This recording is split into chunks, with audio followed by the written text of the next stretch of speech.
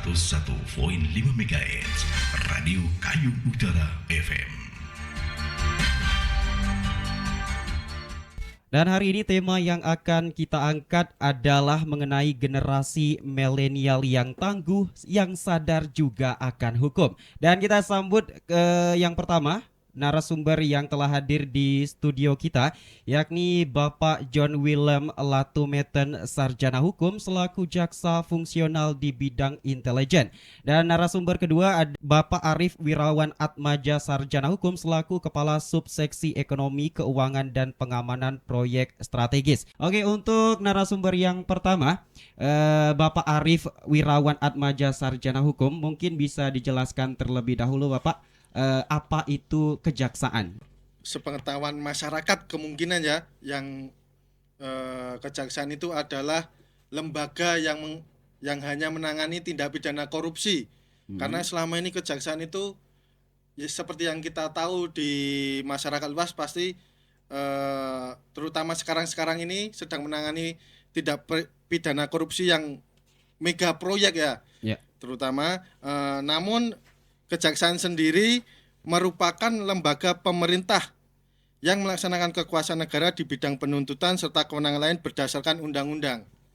Kewenangan lain berdasarkan undang-undang ini seperti melakukan penyelidikan, penyidikan, kemudian juga melakukan penerangan hukum dan penyuluhan hukum, dan masih banyak lagi lainnya.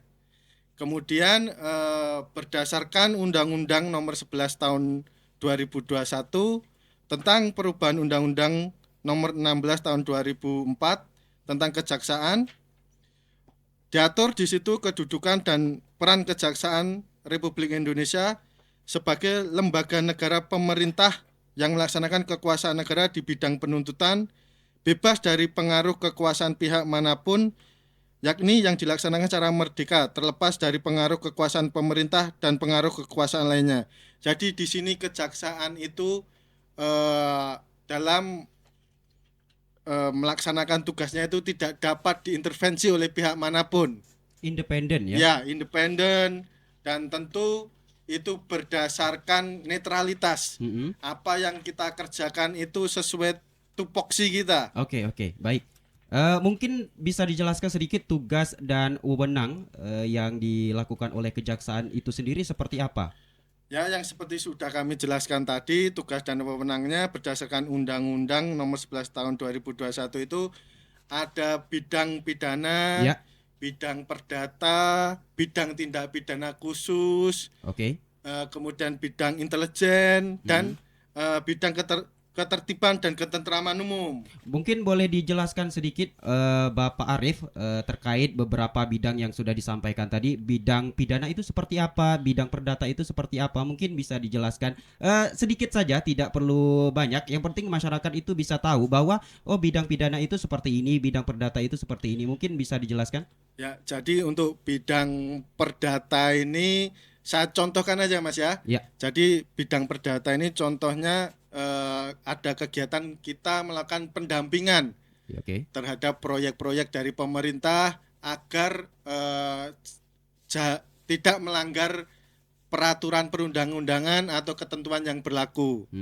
Kemudian untuk bidang pidana ini ada bidang tindak pidana umum, itu yang menangani perbuatan pelanggaran hukum yang dilakukan oleh masyarakat. Kemudian tindak pidana korupsi, ada ada bidang tindak pidana khusus yang mana itu menangani perkara yang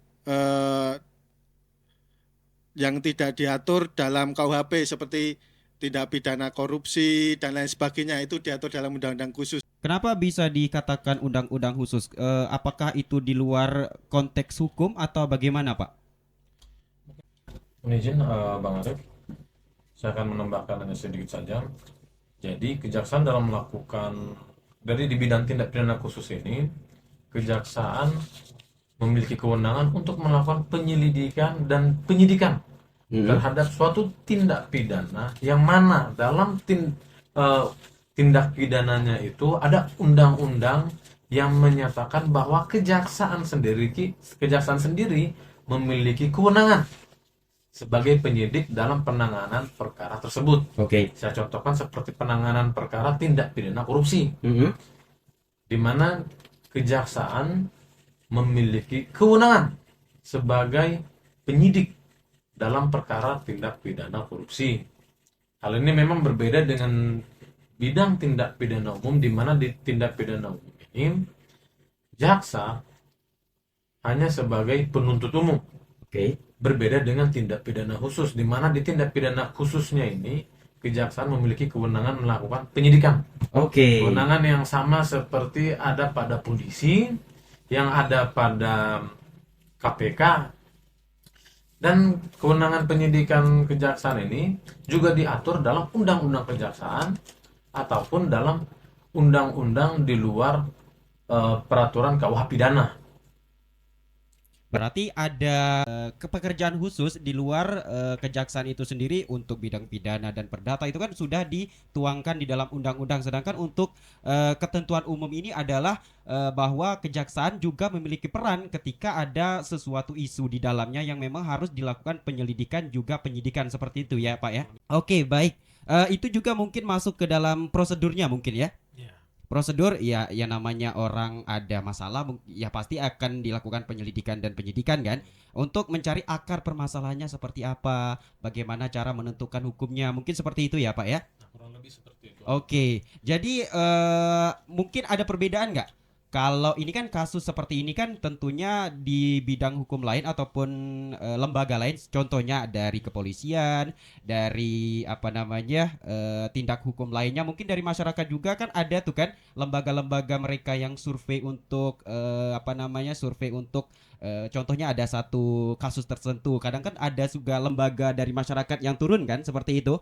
Kalau dari kepolisian bedanya apa dengan kejaksaan? Kan mereka juga melakukan penyelidikan dan juga penyidikan juga, Pak. Kepolisian itu mereka memiliki kewenangan penyidikan dan penyidikan. Iya. Kalau di kejaksaan kewenangan penyelidikan dan penyidikan hanya dalam kasus-kasus tertentu yang melibatkan kerugian keuangan negara maupun perekonomian keuangan negara. Oke. Salah satu contohnya adalah tindak pidana korupsi. Oke. Jadi kewenangan polisi dan kewenangan jaksa dalam hal penyidikan lebih bedanya itu dalam tindak pidananya, dan yang kedua adalah kewenangan dalam tindak pidana, kewenangan dalam melakukan penyidikan dalam tindak pidana. Berbeda kalau misalnya tindak pidana pencurian, pembunuhan dan lain-lain, itu kewenangan penyidikannya itu ada pada polisi. Ada pada polisi ya. Sedangkan kalau untuk tindak pidana korupsi, kejaksaan memiliki kewenangan tersebut. Oke. Untuk melakukan penyidikan. Oke. Hanya saja untuk tindak pidana umum kayak pencurian, pembunuhan dan lain-lain, jaksa itu berperan sebagai penuntut umum. Oke. Yang mana nantinya ketika polisi telah melakukan pemeriksaan, penyelidikan dan penyidikan, di mana berkasnya itu mereka kirimkan kepada kami selaku jaksa peneliti memeriksa terkait dengan kelengkapan formil dan material yang telah dikirimkan oleh polisi. Jika ada kekurangan dalam segi formil atau material, kami beritahukan melalui P18 dan kami memberikan petunjuk untuk melengkapi kelengkapan formil dan material melalui P19. Oke. Kadang-kadang masyarakat tahu beberapa administrasi kejaksaan itu kayak P18, P19 dan P21. P21 bermakna kalau misalnya sudah lengkap secara formil dan material, maka jaksa peneliti akan menginformasikan terhadap penyidik bahwa perkara tersebut sudah lengkap dan siap untuk dilimpahkan ke pengadilan, yang nantinya akan dilakukan tahap 2, yaitu penyerahan barang bukti dan tersangka, Pak, untuk kami sidangkan di pengadilan, Pak.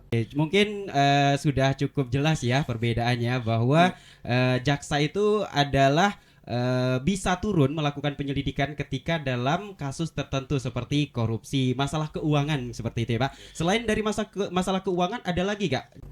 Sebenarnya ada salah satu perkara, misalnya di Undang-Undang Perusakan Hutan. Jika misalnya dalam jangka waktu tertentu, misalnya 30 hari penyidik dari Polri ini belum lengkap, maka berdasarkan kewenangan dari Undang-Undang Kehutanan yang 6 tahun 2013, maka penuntut umum bisa melakukan penyidikan tambahan untuk melengkapi apakah adanya kekurangan di bidang formil maupun material. Jadi memang kewenangan jaksa dalam penyidikan ini, Pak, hanya dalam perkara-perkara tertentu yang mana diatur dalam undang-undang. Jadi di samping tindak pidana korupsi mungkin ada kayak pajak ya? Iya, Pajak. ada. Jadi memang lebih dibatasi pada keuangan negara atau perekonomian negara. Oh, oke.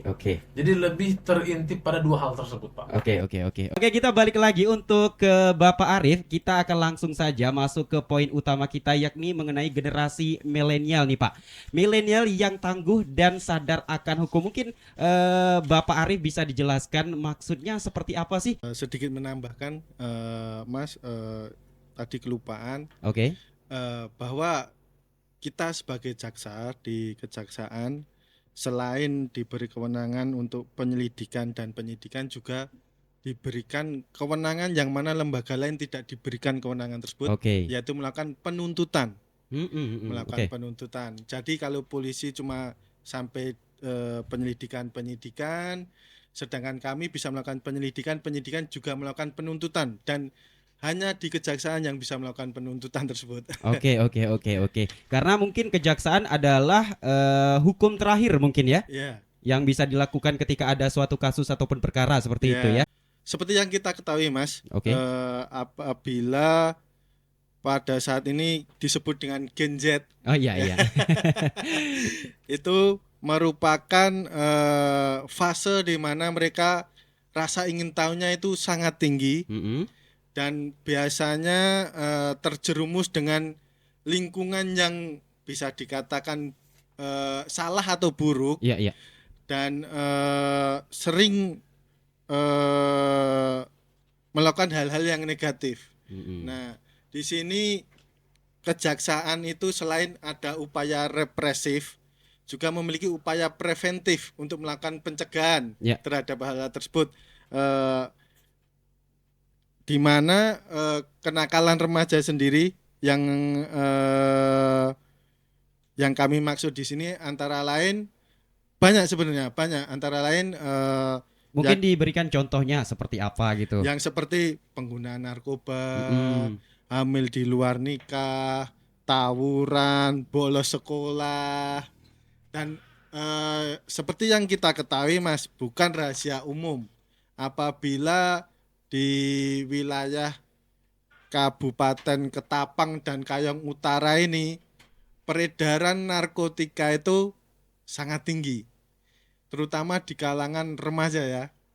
Mungkin ada satu contoh ataupun satu kasus, karena jujur saja saya juga anak yang tinggal dan tumbuh di Kayong Utara ya kan. Mungkin saya ingin tahu perkembangan tentang hal-hal kenakalan seperti itu seberapa besar sih di era sekarang. Untuk SPDP yang masuk di Kejaksaan Negeri Ketapang terkait dengan perkara narkotika itu kurang lebih ada 162, Pak, untuk perkara narkotika di tahun 2023. Itu untuk kedua kabupaten. Dua kabupaten. Oke. Jadi memang berdasarkan dari data di situ itu memang sangat tinggi. Itu yang data yang terpantau. Sedangkan kita ketahui bersama yang namanya narkotika ini kan kita bisa menggunakan teori gunung es. Apa yang terlihat di atas, yang di atasnya kelihatan kecil nih. Iya. Tapi begitu dilihat ke bawah, belum tentu yang di bawahnya bagian yang tidak kita lihatnya itu lebih kecil dari atas, bisa jadi lebih besar. Jadi memang terkait dengan peredaran narkotika itu memang agak sangat tinggi. Saat ini Sangat tinggi. itu kalau boleh tahu ya Pak ya, mungkin Bapak juga pernah mengalami ataupun menangani kasus seperti ini ya. Itu ketika di dalam pelaporannya ataupun penyampaian perkara itu bisa kita lihat peredarannya seperti apa dan melalui apa Pak mereka bisa masuk seperti ini Pak? Masuknya peredaran narkotika ini memang tidak beda jauh dengan daerah-daerah yang lain. Di narkotika ini bisa masuk baik itu perjalanan darat, perjalanan darat, laut ataupun udara. Cuman kalau udara kan agak sulit. Karena di Karena sini kan juga aksesnya kurang ya, Pak ya. di samping sulit kan ketelitian petugas-petugas di lapangan kan sudah lebih hebat, lebih lihai dan lebih canggih, Pak. Oke. Jadi mereka lebih mencari lagi pintu-pintu yang lebih aman untuk masuk. Mm-mm. Bisa jadi bisa melalui laut, Oke. tinggal dilihat daratan-daratan apa, tinggal dilihat ibarat itu pelabuhan-pelabuhan tikus, Mm-mm. atau mungkin melalui perjalanan darat. Oke. Jadi memang untuk masuknya sini, Pak, ya bisa berbagai rute juga bisa, Pak. Oke. Untuk mekanisme bisa sampai kepada anak-anak ini seperti apa, Pak? Dengan pencegahan narkotika ini, Pak, ini merupakan tanggung jawab bersama. Oke. Gerbang utama yang paling efektif dan kuat itu adalah keluarga. Jadi Lingkungan bagaimana keluarga ya? lingkungan keluarga itu sendiri, Pak, lingkungan keluarga, lingkungan pergaulan. Jadi bagaimana seorang ayah, seorang ibu memberikan pengetahuan, pemahaman yang baik, entah pemahaman terkait dengan norma-norma ataupun norma agama yang cukup kepada anak, agar si anak juga dapat memilah-milah pergaulan yang akan nantinya dia hadapi dan dia rasakan, Pak. Oke, jadi yang paling penting adalah peran orang tua ya. Orang tua. Mungkin bisa jadi nggak, Pak, kalau yang namanya kejahatan anak seperti ini justru mereka lebih apa namanya, pengaruh terbesarnya ada di lingkungan keluarga, mungkin pernah disakiti, pernah dibully, sehingga mereka mencari pelampiasan keluar dan akhirnya mereka bisa menemui yang namanya narkoba, bisa menemui bullying lainnya. Apakah peran keluarga ini sangat menentukan arah kemana tujuan anak ini? Karena banyak sekali ya, Pak, contohnya di artikel-artikel dan berita-berita mereka mengatakan bahwa anak yang melakukan kejahatan itu adalah anak yang juga menjadi korban di keluarganya ataupun di lingkungan mereka. Apakah benar seperti itu, Pak? Kalau mau bisa dibilang itu kasuistis, tapi peran keluarga itu memang sangat besar. Oke. Saya contohkan seperti ini, misalnya dalam keluarga yang harmonis dan keluarga yang tidak harmonis. Belum tentu keluarga yang harmonis ini, si anaknya ini ketika dia tidak dibekali dengan ilmu, tidak dibekali dengan akhlak yang baik, tidak dibekali dengan pemahaman yang baik dari keluarganya, Pendidikan usia dini lah ya, Pak ya. usia dini, dan kedewasaan berpikir, Oke. belum tentu tumbuh dan kembangnya ini sama dengan anak yang broken home. Kan semua kan kembali lagi kepada si anak. Oke. Bagaimana si anak ini melihat apa sih yang harus saya jauhi dan apa yang harus saya dekati. Jadi kan kembali lagi ke si anak, what I have to do dan what I have to avoid. Oke. Apa yang harus saya lakukan dan apa yang harus saya jauhi. Oke. Kadang kalanya ada beberapa hal-hal yang ditemui, Pak. Ada yang keluarganya itu harmonis, nggak ada masalah apa-apa. Kelihatannya ya. Kelihatannya, memang nggak ada masalah apa-apa. Oh, memang Memang nggak tidak ada masalah ya. apa. Oke. Ternyata mungkin karena ruang lingkup pergaulan, karena coba-coba. Dari awal coba-coba Dari mungkin awal ya. coba-coba ketagihan. Disitulah mulai perkaranya. Disitulah udah mulai, Pak. Udah mulai ketagihan, udah nyobain entah itu ganja atau Iya. sabu dan lain-lain. Awalnya coba-coba. Awalnya gitu, Pak. Terus dari kasus seperti ini apa yang sebaiknya dilakukan, Pak? Kalau yang sebaiknya dilakukan, Pak, untuk orang-orang seperti ini, mungkin bisa dilaporkan ke aparat-aparat berwenang ketika melihat orang-orang seperti ini. Karena mereka yang pecandu-pecandu gini kan pasti tahu nih belinya di mana. Iya. Cuma mereka nggak tahu mau pakai uang dari mana. Iya, benar. Jadi bisa dilaporkan orang-orang ini biar nantinya dari aparat yang melakukan penanganan hukum terhadap yang bersangkutan, Pak. Oke. Biar nanti dari pengguna bisa ditangkap kurir, dari kurir bisa ditangkap pengedar, dari pengedar bisa ditangkap juga bandarnya, Pak. Oh iya. Saya menjadi ke distrik satu, Pak. Ini yang menjadi permasalahan juga karena terkait narkotika ini kan tidak selesai nih. Betul. Apakah yang ditangkap itu hanya bawahannya saja, tidak sampai ke akar-akarnya? Jadi gini, Pak, yang namanya pengedar ataupun bandar, memang ini kan bagian dari Mungkin Mereka ini sedikit kan orang saja yang- Pak, mungkin sedikit saja. Karena kita kan fokusnya ke kenakalan remaja ya. Ini kan orang yang berpengalaman, Pak. Iya. Jadi mereka ini cenderung hati-hati. Jadi begitu mereka melihat atau merasakan sesuatu yang tidak beres, mereka langsung, ya berarti mereka langsung mengubah taktik. Jadi disinilah ketelitian dan kejelian petugas di lapangan untuk melakukan pengungkapan kasus. Iya. Tapi yang alangkah lebih baiknya kan hal tersebut ditanyakan kepada polisi, Pak. Iya benar-benar. Makanya saya minta dikit aja ya kan, karena fokus kita adalah kenakalan remaja ya.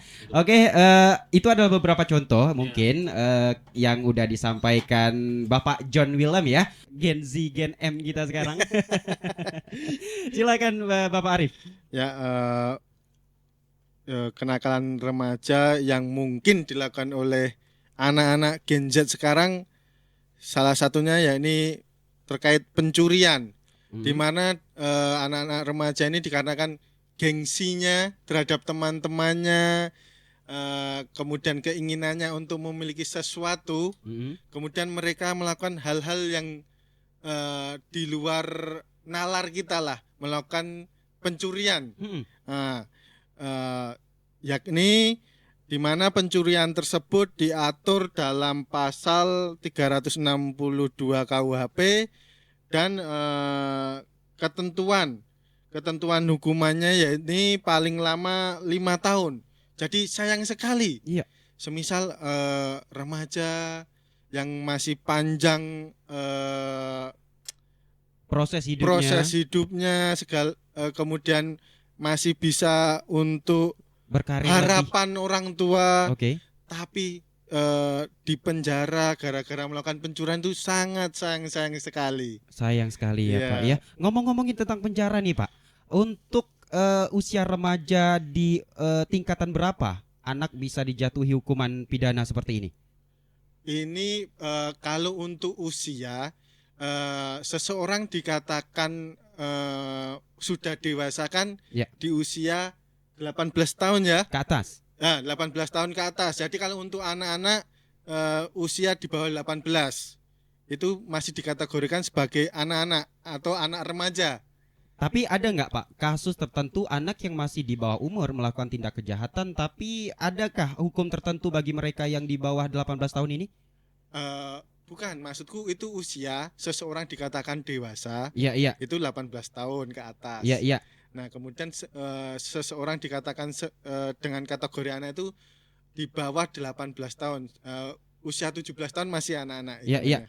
Maksud saya gini Pak Arif, ketika anak tersebut masih di bawah umur 18 tahun, terus Ya. mereka melakukan kejahatan nih, Ya, terus apakah ada hukum tertentu bagi mereka yang melakukan kejahatan di bawah umur 18 tahun ini? oh ada. Ada ya? Itu diatur dalam Undang-Undang Perlindungan Anak. Di situ ada aturan hukumnya mengenai seorang anak yang melakukan tindak pidana Di bawah umur. di bawah umur. Jadi ada kemungkinan anak di bawah umur melakukan kejahatan itu bisa ditindak secara hukum ya? Ya, bisa. Karena yang merebak di tengah masyarakat kita ini adalah anak masih di bawah umur melakukan kejahatan itu tidak akan dipidana.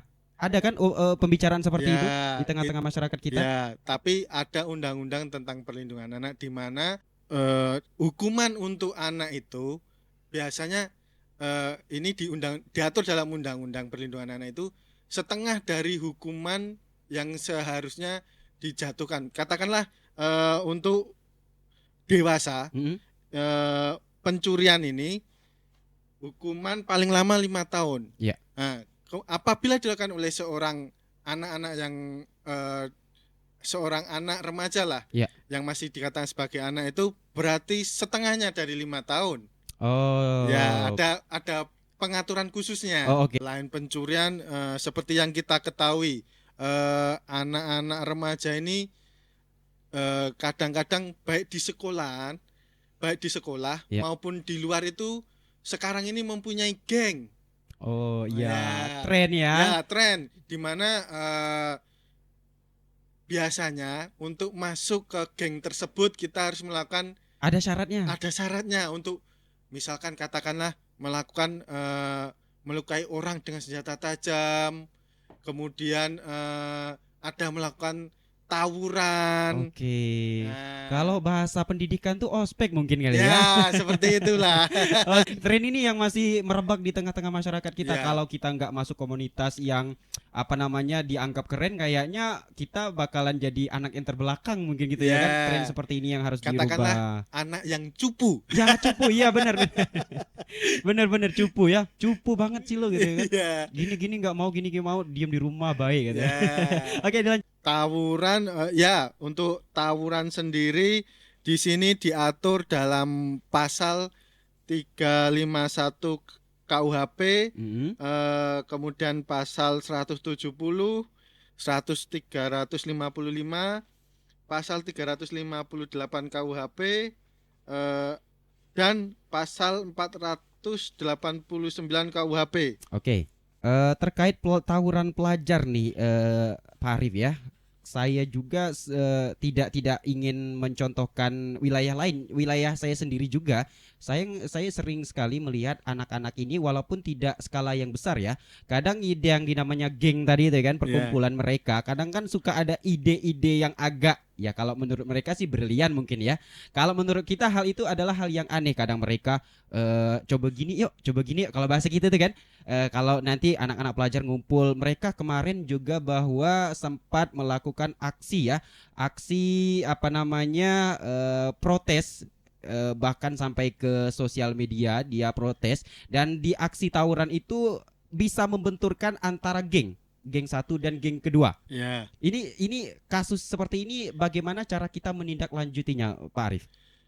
Ya, kalau terkait kenakalan remaja tawuran dan kenakalan remaja lainnya, seperti yang kita ketahui bahwa orang tua itu merupakan madrasah pertama anak-anak. Jadi kita sebagai orang tua harus sering mengajak ngobrol anak-anak, menasehati anak-anak apabila itu merupakan tindakan yang salah, kemudian juga membekali anak-anak kita dengan ilmu agama. Jadi mereka bisa memilah mana yang baik, mana yang buruk untuk mereka. Karena anak-anak remaja yang di bawah usia 18 tahun kan mereka cuma tahu sekarang saya lakukan, tidak memikirkan ke depannya. Yang penting aku have fun hari ini ya. Yang penting aku diakui oleh teman-temanku, bisa menunjukkan ini loh aku. Mungkin ada tingkatan juga di geng mereka ya. Yeah. Semakin kamu melakukan banyak kejahatan, kamu semakin diakui mungkin ya. Ya, seperti itu. Tapi sayang banget ya kan, kita negara hukum, tahu aturan ya kan. Inilah pentingnya kita akan sadarnya hukum. Disinilah kita mensosialisasikannya ya. Sosial media sekarang cukup ngeri, bisa dikatakan ya dampak positifnya juga banyak, negatifnya juga banyak nih Bapak John. Kira-kira penggunaan internet sekarang menurut kejaksaan, pandangan Bapak John sendiri seperti apa perkembangannya sekarang? Jadi Pak, tergantung dari siapa yang menggunakan Pak. Oke. Jadi internet itu Pak memang seperti limbah. Siapa yang cerdas, siapa yang bijak ketika dia menggunakan internet pasti bakal mendapatkan banyak manfaat. Oke. Misalnya dalam pelajaran atau dalam bagaimana dia memperoleh materi-materi pembelajaran. Sedangkan kalau orang yang tidak bijak Pak, nanti akan menyalahgunakan internetnya itu. Bisa jadi itu mengakses pornografi ataupun melakukan apa namanya? Ya mungkin sekarang itu cyberbullying. Sekarang istilah dikenal itu cyberbullying. Karena trennya juga semakin ya bisa dikatakan meningkat juga ya Pak ya. Kalau nggak salah kemarin sempat saya membaca itu Indonesia dari data PISA ya Pak ya, itu peringkat 5 di tahun 2018. Indonesia dari seluruh negara di dunia, saya baca di artikel itu peringkat 5 terbesar di dunia Pak. Ini untuk khusus perundungan di sekolahan. Belum kita berbicara tentang cyberbullying yang ada di internet, karena orang Indonesia kan, kalau kata orang ya Pak, kalau kata orang luar ya, orang luar negeri, ngomongnya orang Indonesia itu ramah kalau kita bertemu langsung. Tapi kalau di sosial media mereka keluar sisi-sisi harimaunya. Mereka bilang seperti itu Pak. Gimana tanggapan Bapak?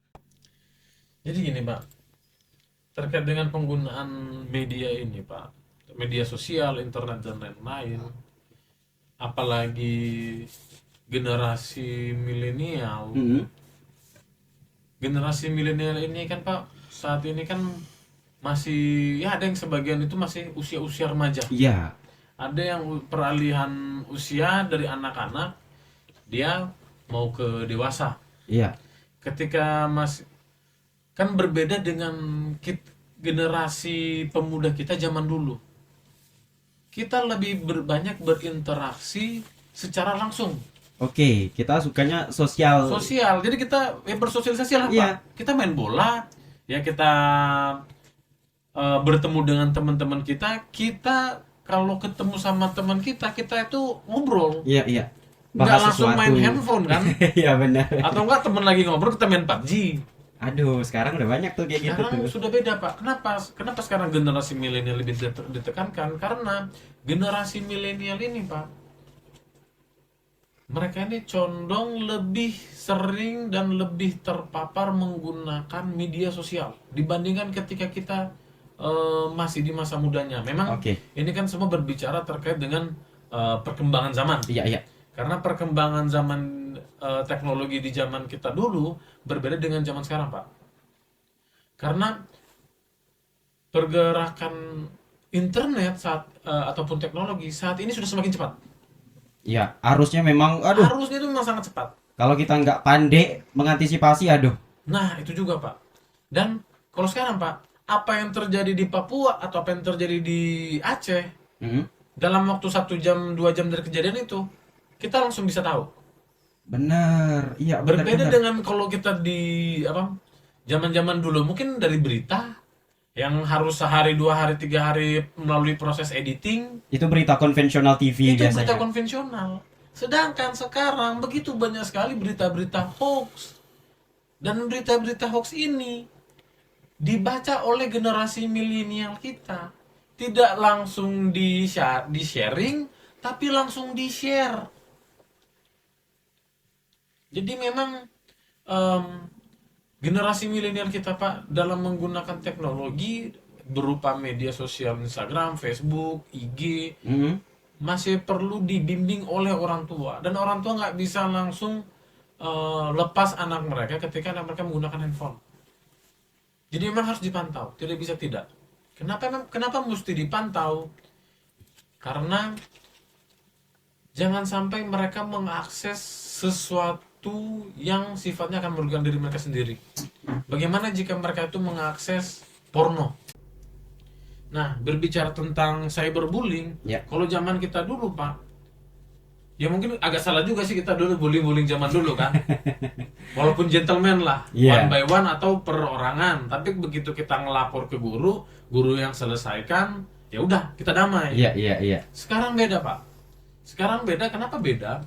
Sekarang lebih mendominasi peran media sosial daripada sosialisasi secara langsung. Misalnya dalam suatu kelas, ini ada satu orang yang kita nggak suka. Dalam satu orang yang kita nggak suka ini, kan satu orang ini tidak disukai oleh taruhlah satu geng. Satu geng ini Pak, tidak hanya melakukan perundungan secara langsung, tapi juga secara tidak langsung. Secara tidak langsung melalui media sosial. Bagaimana caranya? Dia menggunakan suatu akun palsu. Bisa jadi dia menggunakan akun palsu atau dia menggunakan akun dirinya sendiri. Dia posting lah fotonya dan dikatain segala macam lah Pak di situ. Udah segala macam kata caci makian lah Pak udah keluar. Dan apakah ini melanggar hukum? Melanggar hukum. Bagaimana ketentuannya? Terdapat dalam Undang-Undang ITE pasal 45, junto pasal 27. Di mana ancaman pidananya ini Pak, ini 6 tahun. Dendanya 1 miliar. Mereka melakukan melakukan tindak pidananya ini, mereka akan tetap diproses. Jadi status mereka masih anak di bawah umur itu tidak berpengaruh. Karena bagaimanapun setiap orang yang melakukan tindak pidana pastinya diproses melalui peraturan perundang-undangan yang berlaku. Walaupun di bawah umur ya, Pak ya? Walaupun di bawah umur, Pak. Proses hukum tetap berjalan. Proses hukum tetap berjalan, Pak. Orang tua tidak boleh serta-merta membiarkan anaknya ini memegang handphone. Dalam arti kata, ketika dipegang handphonenya ini, orang tua harus mampu mengontrol dan mengawasi. Oke. Karena memang terkait dengan tindak pidana dalam media sosial ataupun ITE ini sangat luas, Pak. Salah satu contohnya ketika misalnya entah itu di FB atau di Facebook lah, atau di IG, dia sebarkan berita bohong. Padahal belum tentu konten hoax, konten berita dalam suatu media sosial itu memang benar-benar berita. Jangan sampai itu hanyalah sebuah situs yang memang yang diciptakan oleh orang yang tidak bertanggung jawab untuk memecah belah, untuk menimbulkan suatu kegaduhan lah, Pak. Iya. Dan itu dimakan mentah-mentah oleh anak-anak, oleh generasi milenial. Jadi dalam penggunaan media sosial di tengah derasnya alur teknologi dan informasi harus dibarengi oleh kebijaksanaan dari generasi milenial. Dan dapat dari manakah kebijaksanaan dari generasi milenial? Tentu bukan dari anaknya itu sendiri, melainkan dari pola asuh, pengawasan dari orang tua terhadap anak tersebut. Bagaimana cara tumbuh kembang mereka ya, Pak ya? Iya. Jadi memang nggak bisa serta-merta langsung dikasih handphone itu, tapi harus diawasin juga apa sih yang dia buka. Lalu apa yang dia ingin coba akses? Jangan sampai yang dia coba dan yang dia akses ini bakal merugikan dia ke depannya nanti. Bapak bisa bayangin seorang generasi milenial nih, umurnya mungkin masih SMP atau SMA. Iya. Dia dari pagi, sore, siang, malam itu buka handphone. Ya kalau misalnya dia membuka materi pelajaran, it's okay lah. It's okay ya. Tapi kalau dia mainnya game atau mungkin Nonton YouTube. dia nonton, kalau YouTube-nya ternyata mengandung konten asusila, bahaya juga, Iya. Pak itu. Kadang tuh iklan suka juga ya, Pak ya. Nah, iklan AdSense-nya Iya, itu, Pak. AdSense-nya itu ya. Kadang suka muncul tuh aneh-aneh tuh. Nah, apalagi kalau yang bau judi-judi, Pak. Ya. Itu kan pasti menimbulkan rasa penasaran terhadap anak dan ingin coba-coba. Iya. Sama kayak narkoba, Pak. Awalnya itu dari sebelum dia mau jadi ketergantungan, sebelum dia jadi candu, pasti diawali dengan coba-coba. Pengen tahu nih, kayak Pengen gimana tahu. sih rasanya gitu ya kan? Padahal dia dengar, saya kalau menang ini, saya main ini, saya menangnya 3 juta nih, padahal modalnya 300.000. Pada awalnya. Nggak Iya, pada tahu awal. itu benar atau salah. Ya namanya kan juga orang ngomong kan, Iya. ya cuma sembarangan ngomong. Generasi milenial ketika dia, ya mungkin ketika dia bijak, apa sih nih orang ngomongnya. Tapi kalau orangnya nggak hati-hati, Pak, langsung ini juga, Pak, wah aku pengen coba nih. Iya. Apalagi nanti temen datang, kemarin aku dapat segini nih. Nah, itu, Pak. Bentuknya seperti itu yang harus dihindari ya, Pak ya. Ya, Aduh, ada pasal tersendiri agak terkait hoax ini, Pak. kalau hoax itu, Pak, mungkin di 27 ayat A atau ayat B dan ayat C lah, Pak, di Undang-Undang ITE. Kurang lebih ancaman hukumnya itu sama. Sama ya dengan pornografi tadi ya, Pak ya. Pornografi tadi. Oke. Garis merahnya deh, benang merahnya bullying, kenakalan remaja di tengah-tengah masyarakat itu intinya apa? Seperti apa? Dan apa yang harus kita lakukan dan apa yang harus kita hindari, Pak? Oke, jadi saya mungkin langsung memberikan saran kepada Iya, para mungkin pendengar bisa kita. langsung. Jadi begini para pendengar, para pendengar yang setia, dalam pergaulan ini, khususnya generasi milenial, agak lebih bijak dalam memilih pergaulan. Karena apa yang kalian lakukan saat ini akan menentukan kalian 5 tahun ke depannya nanti. Oke. Dan kalau kalian udah terjerumus terhadap suatu kesalahan, ya ibaratnya agak sulit lagi kalian untuk bangkit. Makanya agak bijak dalam memilih pergaulan, khususnya dalam menggunakan media sosial. Mungkin itu saja, Pak. Oke. Kita mengontrol sosial media mereka juga, itu yang terpenting ya, Pak ya. Betul, Karena Pak. teknologi sekarang udah menyasar sampai segitunya ya, Pak ya. Iya. Jadi itu yang paling bisa kita jaga dan kita bisa pantau dari segi sosial medianya. Mungkin dari Bapak Arif mau menyampaikan sedikit ya pesan ataupun benang merahnya lah untuk pendengar kita mungkin yang sedang mendengarkan, ada anak-anak, mungkin ada juga para orang tua. Peran orang tua juga kan penting kan di lingkungan keluarga mereka. Jadi mungkin dikasih saran sedikit. Perbanyak ilmu agama kalian. Jangan mudah terbawa oleh lingkungan buruk ataupun teman-teman yang mengajak kita untuk melakukan hal-hal negatif. Oke. Kalian harus memikirkan ke depannya. kalian harus memikirkan masa depan kalian. Karena seseorang yang sudah pernah dijatuhi hukuman pidana pasti juga akan terkena sanksi moral di masyarakat. Oleh karena itu kalian harus jaga diri baik-baik, kemudian memikirkan segala sesuatu yang akan kalian lakukan. Akibatnya apa, konsekuensinya bagaimana. Pokoknya kalian harus berpikir 2 kali untuk melakukan sesuatu. Oke. Kemudian untuk orang tua, namanya orang tua, kita mempunyai anak itu pasti disengaja. Dan anak merupakan titipan dari Allah.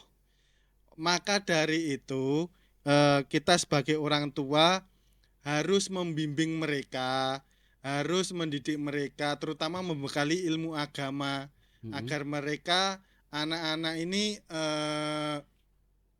dengan iman yang kuat, mereka juga pasti akan terhindar dari hal-hal yang negatif. Kemudian juga orang tua juga jangan cuma berpikir kerja mencari uang. Iya. Harus diskusi dengan anak, harus mengobrol dengan anak. Jadi kita tahu perkembangan anak kita itu bagaimana kesehariannya. Komunikasi yang Ya, paling penting komunikasi. ya, Pak? Oh, iya. Generasi muda Ketapang dan Kayong Utara harus cerah, masa depannya segala macamnya. Kita bersatu ya. Ya, Walaupun kita bersatu. udah beda, Ya, tapi kita masih satu rumpun yang dulu pernah mesra ya. iya. Oke, terima kasih Bapak Arif dan juga Bapak John ya. Yang terakhir tadi ada pesan dari salah satu pendengar kita, bukan bertanya melainkan memberikan saran juga, memberikan pesan juga, memberikan edukasi juga dia. Dari Mbak Erni Naimah nih ya. Beliau mengatakan saya dulu pernah ikut webinar parenting, bahwasanya olahraga, dia bilang olahraga itu bisa menjadi alternatif preventif ya, ataupun pencegah gitu ya, untuk beragam kenakalan remaja. Jadi dia untuk mencegah tersebut dari olahraga nih Pak ya.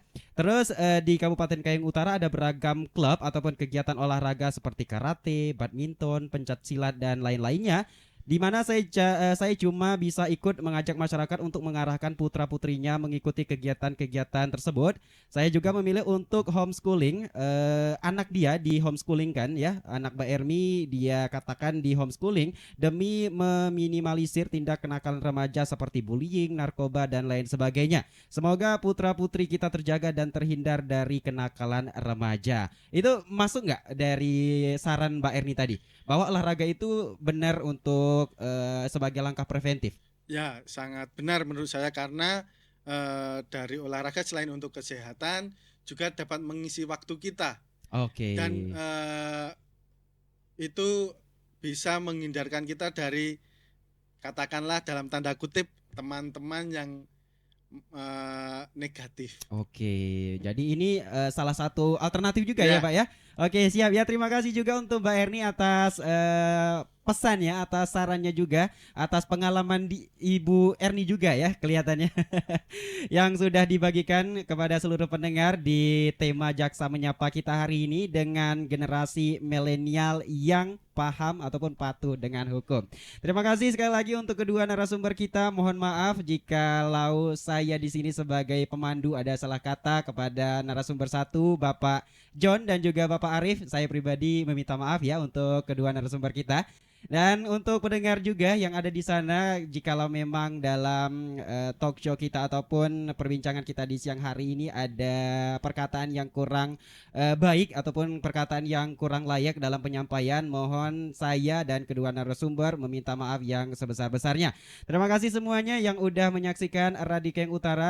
Mungkin itu saja perbincangan kita bersama Jaksa Menyapa dari Bapak John William Latumeten Sarjana Hukum dan Arif Wirawan Atmaja Sarjana Hukum. Terima kasih semuanya. Akhir kata saya HG pamit undur diri. Wassalamualaikum warahmatullahi wabarakatuh.